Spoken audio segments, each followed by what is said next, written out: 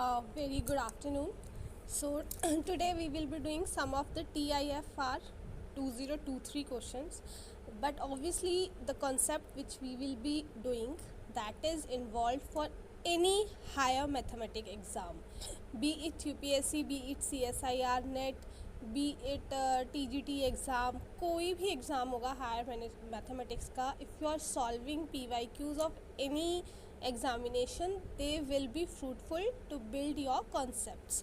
So our first question is, a Bn is given as a monotonically increasing subsequence of positive real number such that, अब हमारे पास जो Bn दी है वो एक monotonically increasing sequence दी है, ठीक है, और वो जो लिमिट है वो हमारी, हाँ, वो हमारी इन्फिनिटी पे जा रही है, तो ऑब्वियसली ये n है हमारे पास, ठीक है, this is n obviously.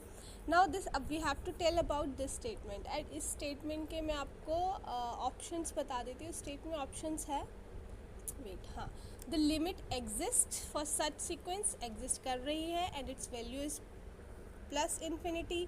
Limit exist कर रही है and its value is zero. Limit exist कर रही है और इसकी वैल्यू है +1, ठीक है. ये ए ऑप्शन है, ये बी ऑप्शन है, ये सी ऑप्शन है, ठीक है. तो and D option is none. Now we have to find. अब देखो, अगर हमने यहाँ पे n इसको ले लिया, which is justifying all the conditions जो भी हमारे पास क्वेश्चन पे दिए, तो we will be writing out here, ये आ जाएगा n अपॉन, अब जो चीज़ आप यहाँ लिख रहे हो वही आपका स्क्वायर है यहाँ पे, ठीक है, ये आपका समेशन आ गया और ये आपकी b ऑफ n आ जाएगी, तो ये ऑब्वियसली n ही है, दिस कट के. तो कहीं ना कहीं हमें क्या दिख रहा है कि लिमिट तो एग्जिस्ट करेगी ही करेगी, क्योंकि हमारा जो डिनोमिनेटर है उसकी जो डिग्री है that is higher from the numerator. तो ये कहाँ कहाँ जा रहा है हमारा, ज़ीरो की तरफ. तो अब B option is correct option. तो एग्ज़ाम में ये कि बस जो टफ टास्क एग्ज़ाम में क्वेश्चंस करना नहीं होता है, व्हाट आई फील, एग्ज़ाम में सबसे ज़्यादा टफ टास्क होता है to find such easy questions. जब हम घर आ जाते हैं, will be seeing again a question paper, then just we realise how easy this question was. तो ओनली होता है ना कि जैकपॉट लग जाना, so that jackpot is your finding the easiest questions. चलो, next question is, consider the function f1 and f2. Wait, क्या हो गया, एक minute.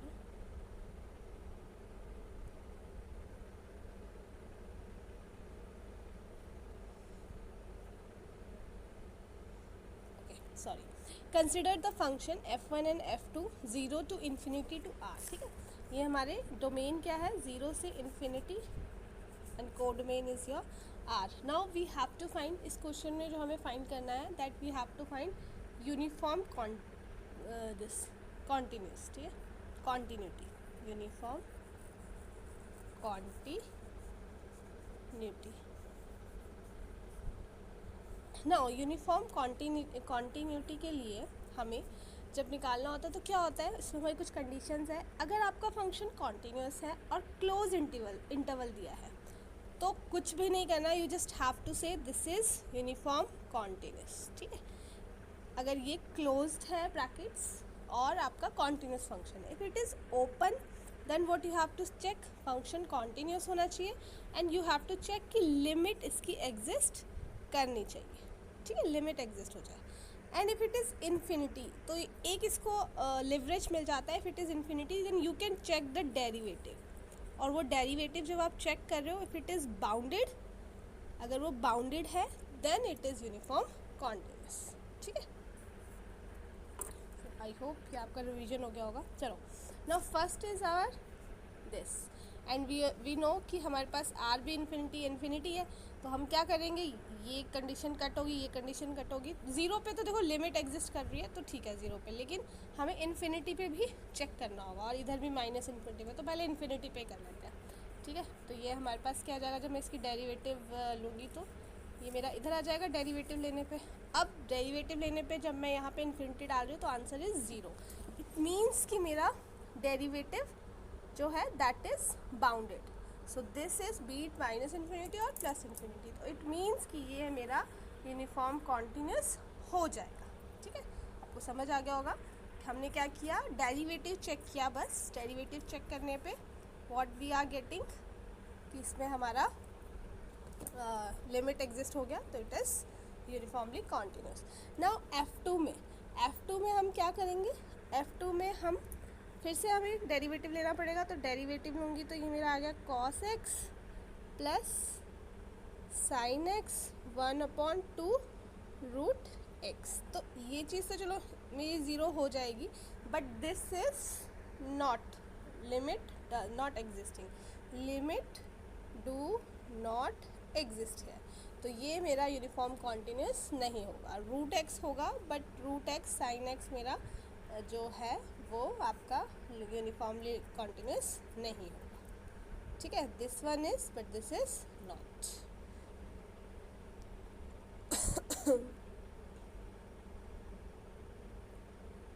Now we have x n is a sequence in metric space. अब metric space हमारा क्या होता है, मैट्रिक स्पेस होता है एक नॉन एम्प्टी, ठीक है, जिस जो नॉन एम्प्टी आपका जो कोई भी चीज़ उसमें नहीं हो, फाई नहीं होगा, ठीक है, ये है, तो ये आपके 2 पॉइंट्स है, तो ये मैट्रिक स्पेस है, ठीक है। X and D sequence in a metric space X and D, और let F is X to R be defined by F X infimum. Okay, infimum point से हमें निकालना है। अब इसका थोड़ा सा बेस हम बना लेते हैं, जैसे ये चीज़ है, ठीक है, ये सपोज 1 से लेके 0 से लेके 1 तक है, ठीक है। Now like we are walking, हम यहाँ से यहाँ इस पॉइंट पे जा रहे हैं, ठीक है, तो जब हम यहाँ पहुँचेंगे व्हाट वी विल से कि हमारा हाफ रास्ता कवर हो गया, ठीक है। तो इफ़ आई एल सेइंग कि you have to count the infimum distance, मतलब मिनिमम डिस्टेंस आपको देखना है, ठीक है। तो जब आप इस साइड को होंगे, ठीक है, जब आप इधर वाले पोर्शन पे चेक करोगे, then you will be looking after from this side your distance. आप डिस्टेंस कहाँ से मेजर करोगे, यहाँ 0 से। बट जब आप इधर चले जाओगे, यू वोंट बी सेइंग कि अब मैं इतना आ गया।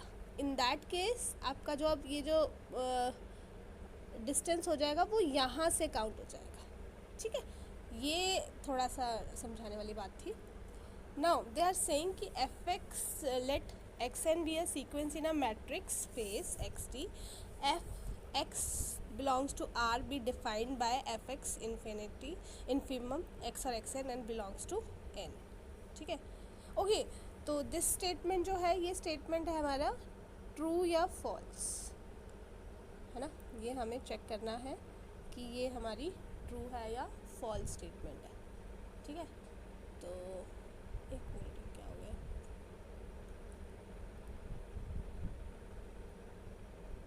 Just a minute.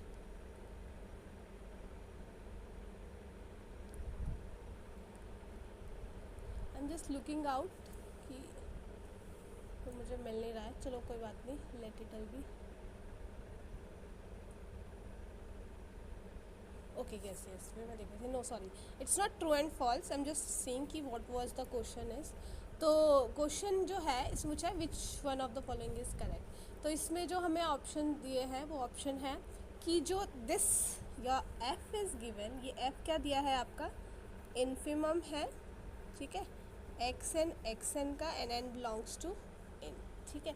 Now option आज इज इट यूनिफॉर्मली कॉन्टिन्यूस, ठीक है, पहला क्वेश्चन है, पहला ऑप्शन है। सेकंड है F is continuous on x but not necessary, ठीक है, कॉन्टिन्यूस तो है बट नॉट यूसी, ठीक है। फिर थर्ड क्वेश्चन है, थर्ड ऑप्शन है कि F is continuous on x if and if x is compact. Continuous तब होगा अगर आपका जो एक्स है वो कॉम्पैक्ट होगा, ठीक है। And last option is of course none, generally none ही ऑप्शन आता है टिफर में, थर्ड डी ऑप्शन। तो here comes your first option is कि यूसी है या नहीं है, सेकंड ऑप्शन है कि कॉन्टीन्यूस है बट यूसी नहीं है, थर्ड ऑप्शन है कि कॉन्टीन्यूस है अगर हमारा जो एक्स है दैट इज़ कॉम्पैक्ट, ठीक है।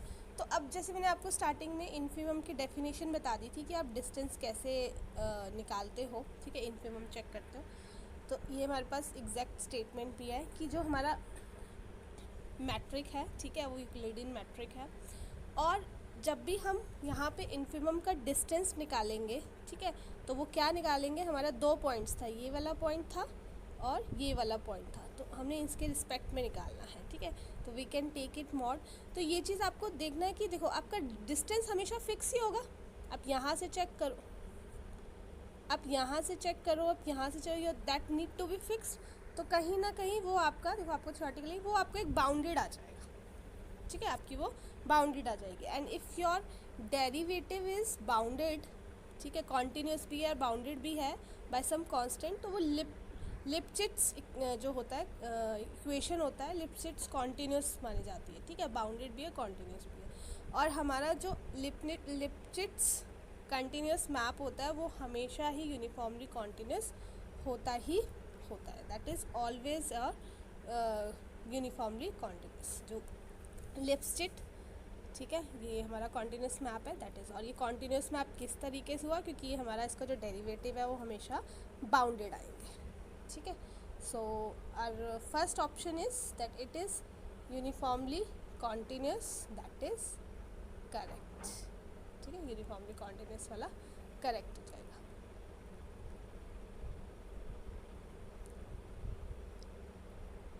चलो, this is our true and false,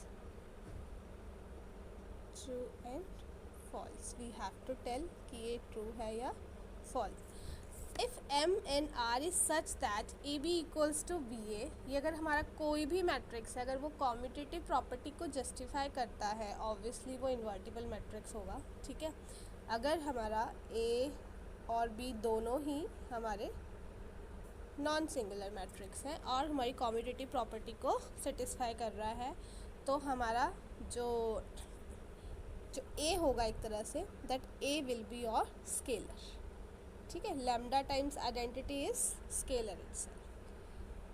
तो हम यहाँ देख सकते हैं कि जो के आई है वो कम्यूट करेगा, ऑब्वियसली हमारे, आप देखना जो हमारी मैट्रिक्स अगर सिमिलर मैट्रिक्स भी है ना, तो ये चीज़ें हमेशा सेम रहेगी, जे C D term,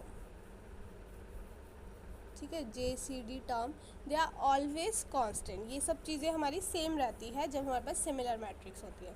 Jordan canonical form, then characteristic, then determinant, then trace, eigen values, rank and minimum.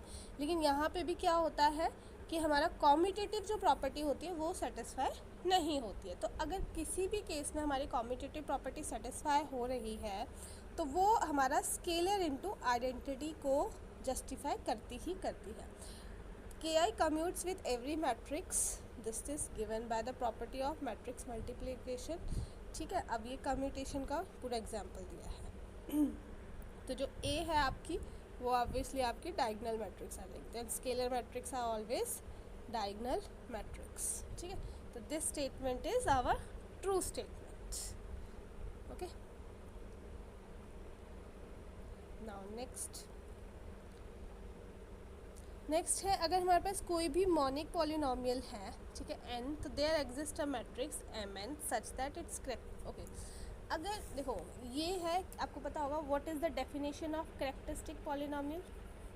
Characteristic polynomial की डेफिनेशन होती है a polynomial that satisfy its matrix, ठीक है, वो मैट्रिक्स को सेटिस्फाई करती है, यही है हमारी कैरेक्टरिस्टिक पॉलिनोमियल की इक्वेशन, वो का मतलब होता है, ठीक है। तो यहाँ पे आप देख लो, देखो this way only your characteristics are equations are getting, ठीक है, कुछ भी ऐसे ही आ रहा है। तो ये कह रहा है कि आपके पास कोई मोनिक पॉलिनोमियल दी है, ठीक है, जो आर एक्स को बिलोंग कर रही है डिग्री एन की। सो वहाँ पे आपकी एक देयर एग्जिस्ट, वहाँ पे एक मैट्रिक्स एग्जिस्ट कर सकती है जो उसके पॉलिनोमियल के इक्वल, तो कर तो सकती है ना एग्जिस्ट, एक तो कर ही सकती है। अगर मान लो आपके पास ये दी है, मान लो this minus 3x cube minus this plus 6x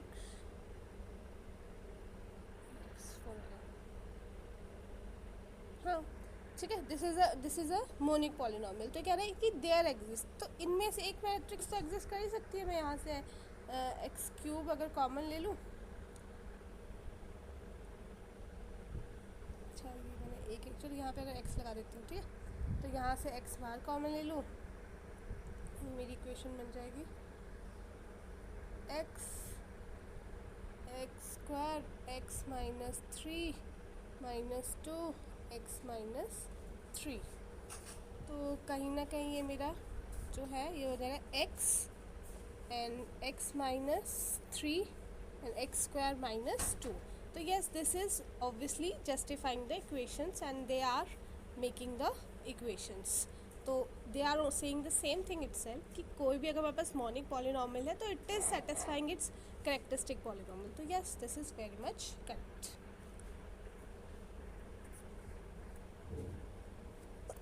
Excuse me, sorry. तो main crux here is this is only that there exist, ठीक है, they are saying कि there exist. तो yes, and we all know this also that characteristic polynomials are always monic polynomials. ये हमारी हमेशा monic का मतलब क्या है, जो highest coefficient highest degree है x की उसका जो coefficient होगा that need to be 1, that is your 1, ठीक है. Now we are solving it. There exists a continuous bijection from this to this and then. So what we have given 0 to 1 cross, it is 0 to 1, it is belonging to x and y, and then we have a condition on x and y that it is x square plus y square is less than equals to 1, which is not homomorphism, ठीक है. This is afterwards. First of all we have to सी कि क्या यहाँ पे continuous bijection exist करेगा. We all know जहाँ पे भी हमारे काउंटेबल इनफाइनाइट या इनफाइनाइट सेट्स होते हैं there we have to see the cardinality से ही हमें पता चलता है whether the function is bijective और not. So you here you can see there is a close bracket, ठीक है, there is a close bracket and it is going to a open. So is it possible? No, ठीक है, because you need to maintain this cardinality. So close is going to a close and open is going to a open. So it is not a continuous bijection. You don't have to check further because first step itself it is by neglecting the statement that it is a continuous bijection. So this is a contradiction and hence the statement is obviously false. A statement is false. So I hope this is fruitful to you. Thank you so much.